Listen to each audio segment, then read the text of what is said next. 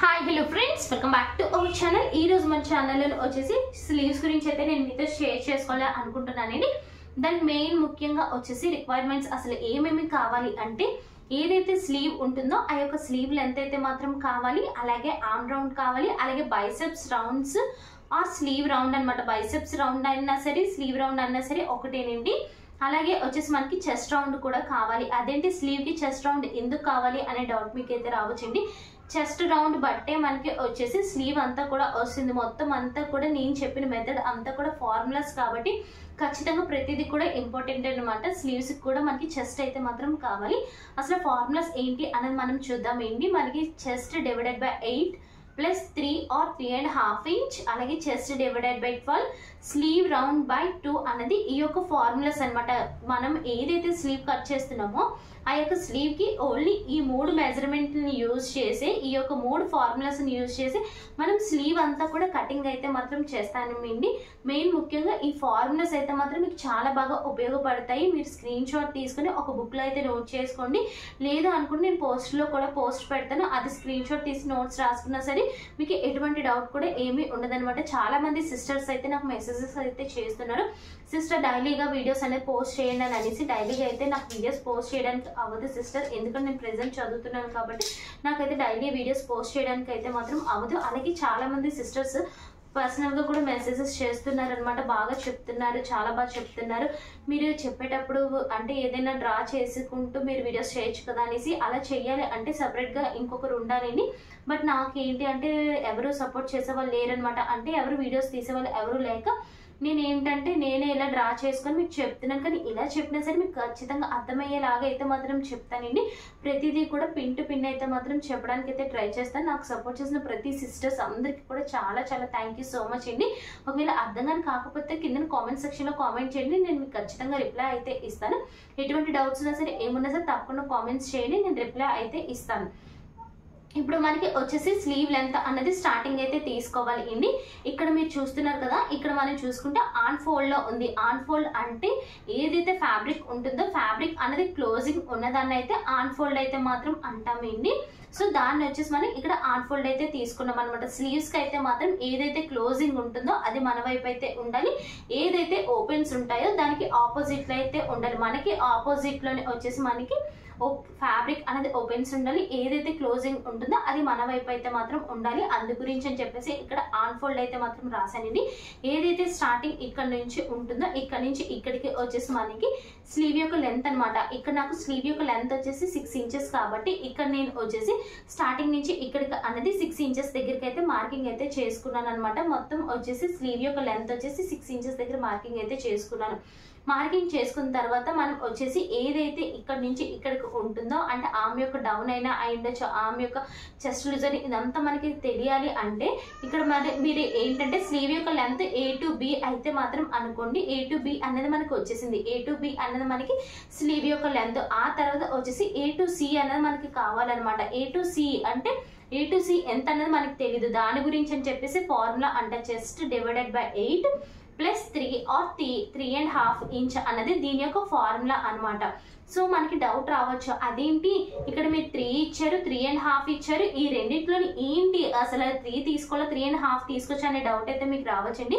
ఇక్కడ నాకు చెస్ట్ వచ్చేసి 40 ఉంది, ఆర్మ్ రౌండ్ వచ్చేసి 17 ఉందన్నమాట. ఈ యొక్క చెస్ట్ ని బేస్ చేసుకుని ఈ యొక్క 17 అయితే మాత్రం మనకి రావాలి. అంటే దీని మనం ఏం చేయాలంటే ఈ యొక్క ఫార్ములాని అయితే యూజ్ చేయాలి. Chest divided by 8 plus 3 inches చేస్తే చెస్ట్ డివైడెడ్ బై 8 చేస్తే 5 ఇంచెస్ అనేది వస్తుంది. ప్లస్ వచ్చేసి మనకి 3 ఇంచెస్ యాడ్ చేయండి. 3 ఇంచెస్ యాడ్ చేస్తే మనకి ఎంత వస్తుంది, 8 ఇంచెస్ వస్తుంది. 8 into 2 చేయండి, అప్పుడు మనకి ఎంత వస్తుంది, ఆర్మ్ రౌండ్ ఎంత వస్తుంది 16. అంటే 16 మనకి ఇక్కడ సరిపోదు, మనకి ఇక్కడ ఎంత 17 కాబట్టి 3.5 అయితే మాత్రం తీసుకోవాలన్నమాట. అంటే చెస్ట్ డివైడెడ్ బై 8 ప్లస్ 3.5 చేస్తే మనకి ఇక్కడ వచ్చేసి 8.5 వస్తుంది. 8.5 into 2 చేస్తే మనకి 17 వస్తుంది. అంటే మనం ఎంత తీసుకొని చెస్ట్ డివైడెడ్ బై 8 ప్లస్ 3.5 అయితే మాత్రం తీసుకోవాలన్నమాట.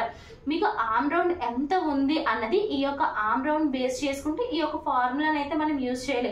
అలా అని 4 అలా ఏమి వచ్చేది, chest divided by 8 plus 3 or 3.5 ఇంచులోనే వస్తుంది అనమాట. ఈ యొక్క 3.5 తీసుకున్న దానికి మనకి కరెక్ట్ గా ఆర్మ్ రౌండ్ అనేది సరిపోవాలన్నమాట. అయితే ఎక్కువైనా రావాలి కానీ తక్కువైతే మాత్రం రాకూడదు అనమాట. ఒకవేళ ఇక్కడ 16 ఉంది అనుకోండి, ఆర్మ్ రౌండ్ మనకి 16 ఉందనుకోండి, అప్పుడు మనం చెస్ట్ డివైడెడ్ బై 8 చేస్తే 5 వస్తుంది, ప్లస్ 3 ఇంచెస్ యాడ్ చేస్తే మనకి 8 వస్తుంది. కాబట్టి A to C వచ్చేసి మనం ఇక్కడ వచ్చేసి 8 ఇంచెస్ అనేది పెట్టేసుకుంటాం అనమాట. 8 ఇంచెస్ పెట్టేసుకుంటే మనకి ఎంత వస్తుంది, ఆర్మ్ రౌండ్ ఎంత వస్తుంది మనకి 16 అయితే మాత్రం వచ్చేసింది. ఇది పెద్ద సైజ్ బ్లౌజ్ కాబట్టి చెస్ట్ డివైడెడ్ బై 8 ప్లస్ 3.5 అయితే మాత్రం తీసుకున్నాం అనమాట. అదే చిన్న సైజ్ బ్లౌజ్ అయితే chest divided by 8 plus 3 inches మాత్రమే మనం తీసుకుంటాం అనమాట. E to C అనేది మనకైతే వచ్చేసింది. అలాగే C to D కూడా మనం ఏంటి అంటే ఈ పైన ఎంత మెజర్మెంట్ అయితే ఉంటుందో సేమ్ ఇదే విధంగా ఇక్కడ కూడా ఇంతే మెజర్మెంట్ తీసుకొని ఒక స్క్వేర్ బాక్స్ లాగా అనేది నీట్ గా అనేది మీరు డ్రా చేసేసుకుంటారు. డ్రా చేసుకున్న తర్వాత మీరు ఏం చేస్తారు అంటే ఏ నుంచి మీకు కరెక్ట్ గా ఇటుపక్క వచ్చేసి ఇన్సైడ్ కి వచ్చేసి 1 ఇంచ్ అన్నది మనం మార్కింగ్ అయితే చేసుకోవాలన్నమాట. 1 ఇంచ్ ఎందుకంటే మనం తీసుకోవాలి, మనకి కర్వ్ అనేది నీట్ గా రావాలి కదా. ఆ యొక్క కర్వ్ నీట్ గా రావడం గురించి అని చెప్పేసి ఏ నుంచి కరెక్ట్ గా ఇన్సైడ్ వచ్చేసి 1 ఇంచ్ అన్నది మార్కింగ్ అయితే గీసుకుంటాం. ఇదిగోండి కింద కూడా మీకు రాసాను యారో మార్క్ పెట్టి 1 ఇంచ్ ఇన్సైడ్ అంటే ఇన్సైడ్ ఈ లోపలికి 1 ఇంచ్ అనేది మనం మార్కింగ్ అయితే చేసుకుంటాం. చేసుకున్న తర్వాత మనం ఏం చేస్తాము అంటే దీన్ని ఇలా పెట్టుకున్న తర్వాత మనం వచ్చేసి ఇక్కడ వచ్చేసి ఆర్మ్ డౌన్ అయితే మాత్రం కావాలి. మనకి ఆర్మ్ డౌన్ కావాలి అంటే మనం ఏం చేస్తాం, కొంతమంది ఏం చేస్తామంటే 6 ఇంచెస్ వచ్చింది అనుకో, దాన్ని డివైడెడ్ బై అంటే 2 చేసేసి ఈ యొక్క ఆర్మ్ డౌన్ అయితే మాత్రం మనం పెట్టేసుకుంటాం. ఎప్పుడు కూడా అలా చేయకూడదండి, అది రాంగ్ ప్రొసీజర్ అనమాట. మీరు ఏం చేస్తారంటే దీనికంటే సపరేట్ గా ఒక ఫార్ములా ఉంది. ఆ ఫార్ములా వచ్చేసి chest divided by 12. Chest divided by 12 చేస్తే మనకి ఆర్మ్ డౌన్ అన్నది మనకి వచ్చేస్తుంది అనమాట. చెస్ట్ డివైడెడ్ బై 12 చేస్తే ఇక్కడ నాకు వచ్చేసి 3.333 అయితే వస్తుంది. సో 3.33కి నేను వచ్చేసి 3.3 అయితే మాత్రం మార్కింగ్ అయితే చేసుకున్నానండి. ఏదైతే సి ఉందో ఈ యొక్క సి నుంచి ఇక్కడికి నేను 3.3 దగ్గరికి అయితే నీట్ గా ఒక మార్కింగ్ అయితే చేసేసుకున్నాను. అంటే ఇక్కడ మనకి ఆర్మ్ డౌన్ కూడా వచ్చేసింది. అంటే ఇక్కడ chest divided by 8 plus 3 or 3.5 ఇంచ్ని యూజ్ చేసి నాకు వచ్చేసి ఆర్మ్ యొక్క రౌండ్ అయితే వచ్చేసింది. చెస్ట్ డివైడెడ్ బై 12 చేస్తే నాకు వచ్చేసి ఆర్మ్ యొక్క డౌన్ కూడా వచ్చేసింది. ఇక్కడ ఆర్మ్ రౌండ్ వచ్చేసింది, ఇక్కడ ఆర్మ్ డౌన్ కూడా వచ్చేసింది అనమాట. ఈ 2 ఫార్ములాస్ ని యూజ్ చేసుకొని ఆ తర్వాత ఇక్కడ ఏదైతే ఉంటుందో స్లీవ్ యొక్క రౌండ్ డివైడెడ్ బై 2 అన్నది మనం ఇక్కడైతే మాత్రం చేసుకోవాలన్నమాట. సో ఇక్కడ మర్చిపోయానండి, ఏమనుకోవద్దు. ఇక్కడ స్లీవ్ యొక్క రౌండ్ డివైడెడ్ బై 2 అన్నది ఇది వచ్చేసి మనకి ఫార్ములా అనమాట. ఇక్కడ నాకు వచ్చేసి స్లీవ్ యొక్క ఏదైతే రౌండ్ ఉందో అది వచ్చేసి 12 అండి. 12 డివైడెడ్ బై 2 చేస్తే ఇక్కడ 6 ఇంచెస్ అయితే వస్తుంది. కాబట్టి ఇక్కడ ఏదైతే ఉంటుందో ఇక్కడ నుంచి ఇక్కడికి నేను కరెక్ట్ గా 6 ఇంచెస్ దగ్గర అయితే నీట్ గా అయితే మార్కింగ్ అయితే చేసేసుకున్నానండి. మార్కింగ్ చేసేసుకున్న తర్వాత ఏదైతే ఇక్కడ ఏ నుంచి ఇన్సైడ్ మనం 1 ఇంచ్ చేసుకున్నాం కదా, ఇక్కడ నుంచి ఇక్కడికి అనేది ఒక లైన్ అయితే మాత్రం డ్రా చేసుకోవాలండి. ఇది ఇక్కడ ఉంది కదా, ఇక్కడ నుంచి ఇక్కడికి అనేది ఒక లైన్ అయితే మాత్రం డ్రా చేసుకున్నాను. ఇదే పాయింట్ అనుకుంటే మనకి ఇది వచ్చేసి ఆర్మ్ యొక్క రౌండ్ అండి, ఆర్మ్ యొక్క డౌన్ అనమాట. ఇది ఆర్మ్ యొక్క డౌన్ అనమాట. ఈ యొక్క ఇక్కడ నుంచి ఇక్కడికి ఆర్మ్ యొక్క రౌండ్ అనేది స్ట్రైట్ గా ఒక లైన్ అయితే మాత్రం డ్రా చేసుకుంటాం. డ్రా చేసుకున్న తర్వాత మనం ఏం చేస్తాము అంటే ఏదైతే ఈ పాయింట్ ఉందో ఈ పాయింట్ నుంచి ఈ పాయింట్ కి అన్నది ఎంత ఉందన్నది మెజర్మెంట్ అయితే మనం తీసుకోవాలన్నమాట. చూసుకుంటే మనకి 8.5 వచ్చింది. సో ఈ యొక్క 8.5ని మనం ఇలాగా 2 పార్ట్స్ కింద డివైడ్ చేసుకోవాలన్నమాట. డివైడ్ చేసుకొని ఇక్కడ ఒక మార్కింగ్ అయితే గీసేసుకుంటాం అనమాట. గీసేసుకున్న తర్వాత మనం ఏం చేస్తామంటే ఫ్రంట్ సైడ్ అనమాట, ఇది ఫ్రంట్ కి అలాగే ఇది బ్యాక్ కి. ఫ్రంట్ కి వచ్చేసి 1/2 ఇంచ్ అంటే ఏదైతే మీకు బాగా గుర్తుపెట్టుకోండి, ఏదైతే ఒక లైన్ అయితే డ్రా చేసుకుంటున్నారో మీరు, ఏదైతే ఒక లైన్ డ్రా చేసుకుంటున్నారో ఆ యొక్క లైన్ కి డౌన్ కి ఉన్నది వచ్చేసి మనకి ఫ్రంట్, అప్ కు ఉన్నది మనకి బ్యాక్ అనమాట. సో మనం ఇక్కడ వచ్చేసి స్లీవ్ కి ఇన్సైడ్ వచ్చేసి ఒక 1/2 ఇంచ్ అన్నది మనం చేసుకుంటాం. ఇదిగోండి ఇక్కడ రాసేది 1/2 ఇంచ్ ఇన్ ఫ్రంట్ సైడ్ అనేసి మీకు అర్థం అవ్వాలని చెప్పేసి, అంటే ఫ్రంట్ లోతు తీస్తాం కదా, చంకలు ఉగ్గులు కానీ ముడతలు కానీ బుడగలు రాకుండా మనం వచ్చేసి ఫ్రంట్ సైడ్ వచ్చేసి 1/2 ఇంచ్ అనేది ఇన్సైడ్ అయితే పెట్టుకుంటాం అనమాట. అది బ్యాక్ వచ్చేసి 1/4 ఇంచ్ అప్ చేసుకుంటాం అనమాట. అప్ వచ్చింది బ్యాక్ పార్ట్, ఇంక్ వచ్చింది అయితే మాత్రం ఫ్రంట్ పార్ట్ అనమాట. సో దీనికైతే మాత్రం మనం ఏంటంటే కర్వ్ అన్నది ఇచ్చుకోవాలి. ఈ కర్వ్ అన్నది కూడా అందరికీ సరిగ్గా రాదు. ఈ యొక్క కర్వ్ స్కేల్ యూజ్ చేసి మనం కర్వ్ అనేది చాలా నీట్ గా తీసుకోవచ్చు, చాలా ఈజీ అండి. ఏదైతే ఈ యొక్క మిడ్ పాయింట్ ఉంటుందో ఈ యొక్క మిడ్ పాయింట్ నుంచి ఇలా పెట్టేసి ఏదైతే ఇక్కడ ఉంటుందో ఇక్కడికి అనేది మనం నీట్ గా ఒక మార్కింగ్ అయితే ఇలా గీసేసుకుంటాం. గీసేసుకున్న తర్వాత ఇప్పుడు మనం ఏంటంటే స్లీవ్ తీసేటప్పుడు ఈ విధంగా తీసుకున్నాం కదా, దీనికి వచ్చేసి మనం దీనికి ఆపోజిట్ లో అన్నది ఇప్పుడు ఇలా పెట్టుకోవాలన్నమాట. ఆపోజిట్ లో పెట్టుకొని ఈ యొక్క కర్వ్ దాన్ని కూడా ఇక్కడ నుంచి అనేది ఇలా ఇచ్చుకోవాలన్నమాట. ఇచ్చుకొని ఇక్కడ వరకు మనం స్టాప్ అయిపోవాలి. ఇక్కడతో మనకు స్టాప్ అయిపోవాలి. ఇది ఏదైతే ఉందో ఇది మనకి సీమ్ అలవెన్స్ అనమాట, అంటే ఖర్చు అంటాం కదా, ఆ యొక్క ఖర్చు. సో ఇది మనకి వదిలేయండి, ఇది దీంతో అయితే మనకు సంబంధమే లేదు.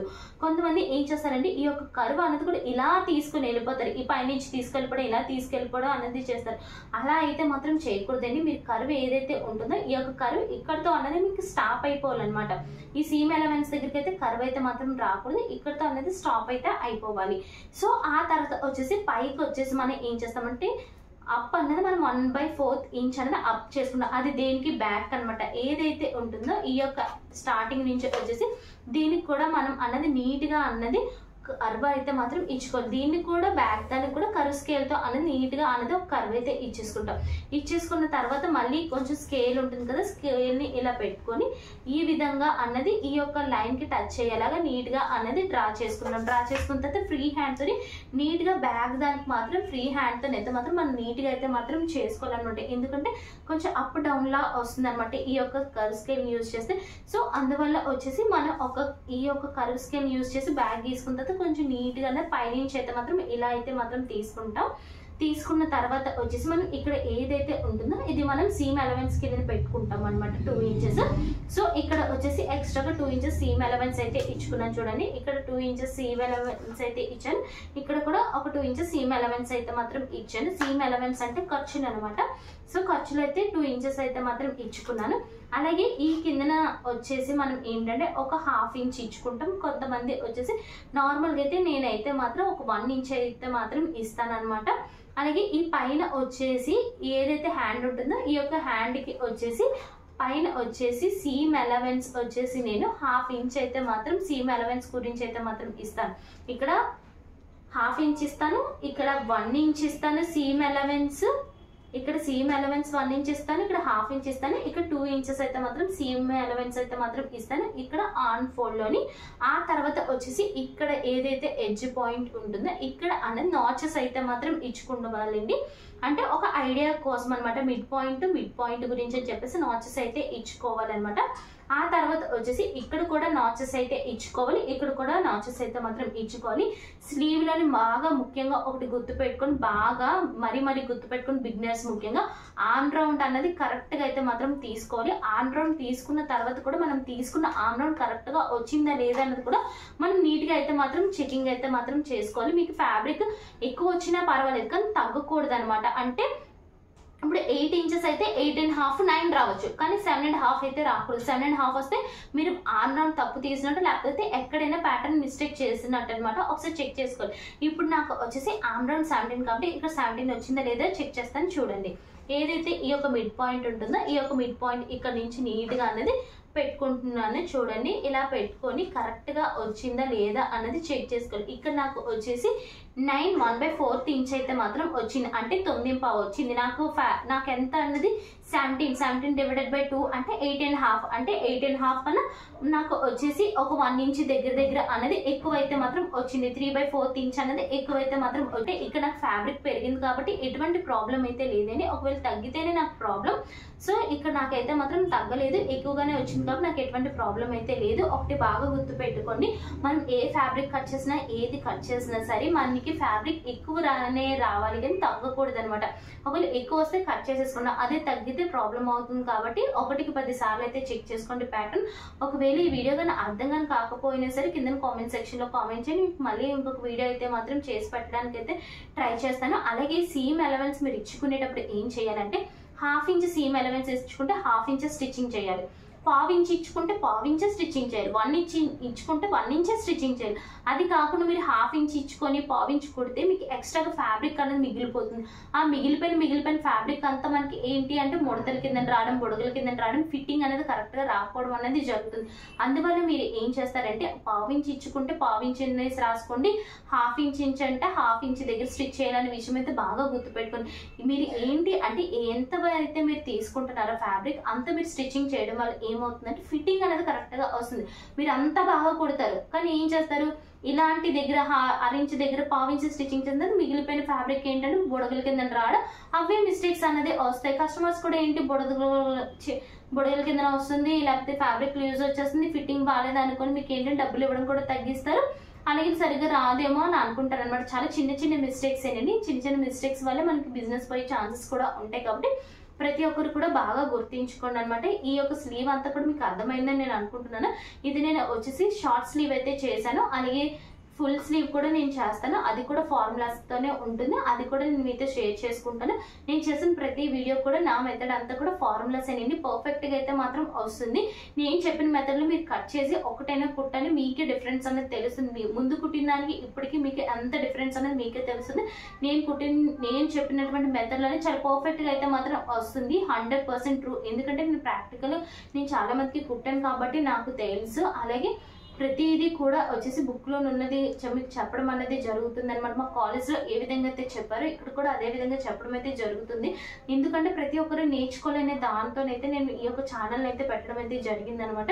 సో మీరు నన్ను ఎంత బాగా సపోర్ట్ చేస్తే నేను అంత బాగా అనేది నేను చెప్పడం అయితే జరుగుతుంది అనమాట. మన యొక్క ఛానల్లో వచ్చేసి టై అండ్ డై ఉంటుంది, ఫ్యాబ్రిక్ పెయింటింగ్ ఉంటుంది, బ్లాక్ ప్రింటింగ్ ఉంటుంది, అలాగే మనకు వచ్చేసి ఎంబ్రాయిడరీ ఉంటుంది, పిఎంటీ ఉంటుంది, జిఎంటీ ఉంటుంది, ఇలిస్ట్రేషన్ ఉంటుంది, ప్రతిదీ కూడా ఫ్యాషన్ డిజైనింగ్ సంబంధించిన ప్రతిదీ కూడా పోస్ట్ చేయడం అన్నది జరుగుతుంది అనమాట.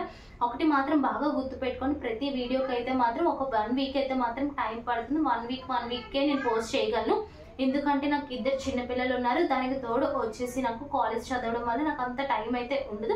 ఖచ్చితంగా వీలైనప్పుడల్లా వీడియోస్ పోస్ట్ చేయడానికి అయితే ట్రై చేస్తాను. నాకు సపోర్ట్ చేసిన ప్రతి ఒక్క సిస్టర్కి కూడా thank you so much sisters. మీ అందరికీ కూడా అర్థం కాకపోతే కింద కామెంట్ సెక్షన్లో అయితే కామెంట్ చేసేయండి. Thanks for watching friends, bye.